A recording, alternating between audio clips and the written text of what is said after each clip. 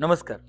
गेल्या काही दिवसांपासून दिशा सुरुवात परिवर्तनाची याची धुरा घेऊन संपूर्ण महाराष्ट्रभर आपण हा उपक्रम राबवतोय आणि लोणावळा या ठिकाणी गेले अत्यंत म्हणजे महाराष्ट्रातल्या प्रत्येक जिल्ह्यातून आपल्याकडं पालक मुलांना घेऊन येतात. खऱ्या अर्थानं 13 ते 19 हा वयोगट आणि या वयोगटामधली जी मुलं मुली आहेत त्यांच्या मानसिकतेवरती काम करणं गरजेचं असतं. कारण की या वयोगटामध्ये हार्मोनिकल इम्बॅलन्स होत असतो आणि त्या इम्बॅलन्सला कुठंतरी इमोशनल सपोर्टची गरज असते, कुठंतरी मानसिकतेवरती काम करणं गरजेचं असतं.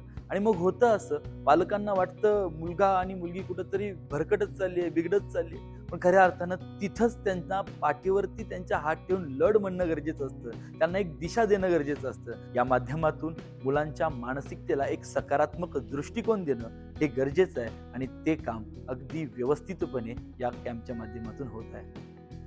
खरं तर लाईफच्या या जर्नीमध्ये किंवा कोणत्याही जर्नीमध्ये जर डेस्टिनेशन नसलं तर बऱ्याचदा गाडी आणि रस्ता भरकटण्याचे आणि चुकण्याचे चान्सेस वाढतात.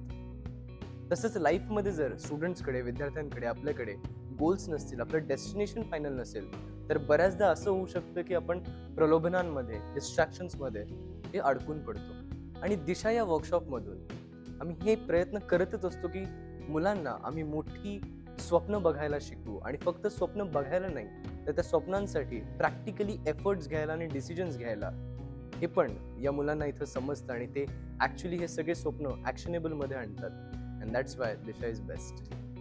आपल्या शिक्षण व्यवस्था जी निर्माण केली आणि ही शिक्षण व्यवस्थाचा पर्पज जो आहे तो एक स्किल्ड वर्कर, एक स्किल्ड गुलाम बनवणं हे आपल्या शिक्षण व्यवस्थेचा प्रमुख उद्देश. आणि खरं तर ती फक्त त्यांना एक चांगला एम्प्लॉई किंवा एक सेल्फ एम्प्लॉई बनवते. खरं तर कशा पद्धतीने मोठे मोठे व्यवसाय निर्माण केले पाहिजेत, कशा पद्धतीने इन्व्हेस्टिंगच्या क्षेत्रामध्ये त्यांनी जाऊन मोठं अर्निंग केलं पाहिजे, हे मात्र आपली शिक्षण व्यवस्था शिकवायला अपयशी ठरत आहे. त्यामुळे मला असं वाटतं की आर्थिक साक्षरता हा फार महत्त्वाचा विषय, जो मुलांना लहान वयातच बिझनेसचं पोटेन्शियल काय, सिस्टम कशी बनवायची आणि इन्व्हेस्टिंगचे वेगवेगळे प्रकार कोणते आहेत, त्याचा वापर करून कसं ते अर्ली एजमध्ये खूप सारे मल्टी अर्निंग सोर्सेस निर्माण करू शकतात, हे मुलांना कळालं पाहिजे. याच्यासाठी आर्थिक साक्षरता या दिशाच्या माध्यमातून आपण देण्याचा प्रयत्न करतोय आणि आय होप की येत्या काळामध्ये या दिशाच्या माध्यमातून घडलेली मुलं ही खूप चांगली व्यावसायिक होतील, खूप चांगले इन्व्हेस्टर होतील, मला त्याची खात्री वाटते.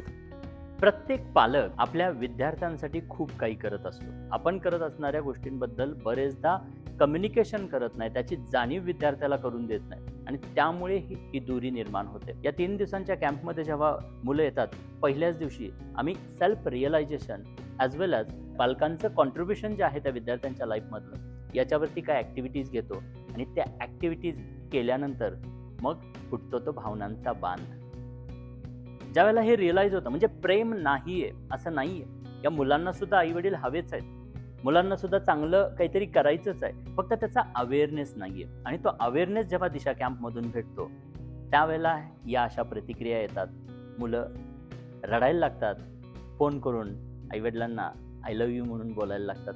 आणि असं लक्षात येतं की 15-15 वर्ष काही काही मुलं आणि पालक यांच्यात असणारी ही दुरी या पहिल्याच दिवशी तुटायला मदत होते आणि खऱ्या अर्थानं त्यांच्या आयुष्याला एक नवी दिशा भेटते. धन्यवाद.